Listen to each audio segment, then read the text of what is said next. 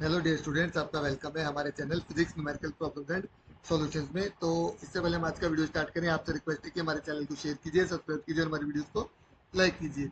आज का जो क्वेश्चन है वो क्वेश्चन नंबर 17 है। IIT जैम 2026 में क्वेश्चन पूछा गया था। क्वेश्चन में क्या दिया गया, हमारे पास एक बीसीसी लैटिस है जिसमें हर एक एटम, हमारे पास एक एक एटम हर एक लैटिस पॉइंट पर गिवन है। तो मैक्सिमम पैकिंग फ्रैक्शन कितना होगा? तो बेसिकली मैक्सिमम पैकिंग फ्रैक्शन होता क्या है कि कितने एटम्स ने आपका वॉल्यूम कवर किया। Volume occupied by atoms in a unit cell. Volume occupied by atoms in unit cell. Okay, divide में volume of unit cell, volume of unit cell. तो यहां से हमें पता चलेगा कि कितना एटम्स ने जो वॉल्यूम है वो कवर कर लिया है। अब हमारे पास तीन तरह की लैटिसेस होती है यहाँ पर। एक होते सिंपल क्यूबिक SC, दूसरी होती है हमारे पास BCC बॉडी सेंटर्ड, और तीसरी होती है हमारे पास FCC। तो देखिए इनमें डिफरेंस क्या होता है। जो सिंपल क्यूबिक होती है उनमें हमारे पास हर एक लैटिस पर एक एटम होता है। दूसरा BCC, इसमें क्या होता है, ये तो होता ही है हमारे पास, साथ में एक बॉडी के सेंटर पे भी हमारे पास एटम होता है। बॉडी सेंटर का मतलब यहाँ पर कि बॉडी के सेंटर पर भी एक एटम हमारे पास होगा। अब तीसरा होता है हमारे पास FCC, फेस सेंटर क्यूबिक।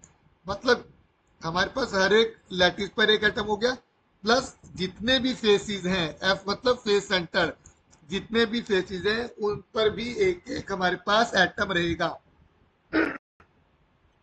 तो समझ आया सबको ये? तो क्योंकि यहाँ पे हमारे पास सिर्फ कॉर्नर्स पर, लैटिस पॉइंट का मतलब है जो हमारे पास क्यूब है यहाँ पर इस तरह से, जो क्यूब हो गया हमारा, ठीक है ना, इसके कॉर्नर्स पर ही हमारे पास क्या होता है, एक एक एटम होता है। जैसे 1 2 3 4, देखिए 4 तो ये कॉर्नर हो गए, 5 6 7, इस तरह से 8 कॉर्नर होता है हमारे पास, यहाँ पे 8 हो जाते हैं।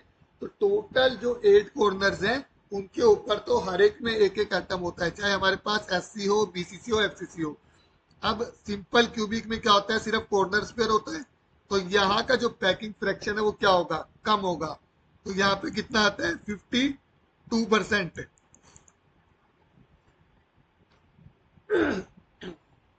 उसके बाद आते हैं हम BCC में।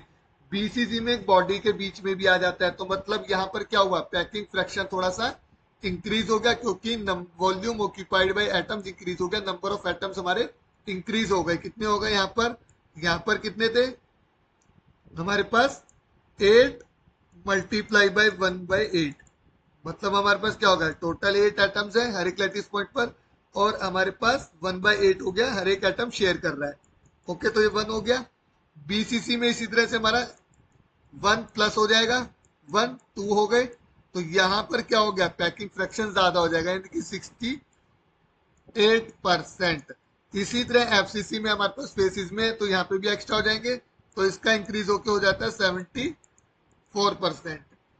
तो जिस तरह से नंबर ऑफ एटम्स हमारे इंक्रीज होते चले जाते हैं, उसी तरह से हमारा पैकिंग फ्रैक्शन इंक्रीज होता चला जाता है। तो आई होप स्टूडेंट्स आपको ये अच्छे से समझ में आया होगा कि मैक्सिमम पैकिंग फ्रैक्शन किस तरह से निकालते हैं, और हर एक लैटिस के लिए वो किस तरह से इंक्रीज हो रहा है और क्यों इंक्रीज हो रहा है।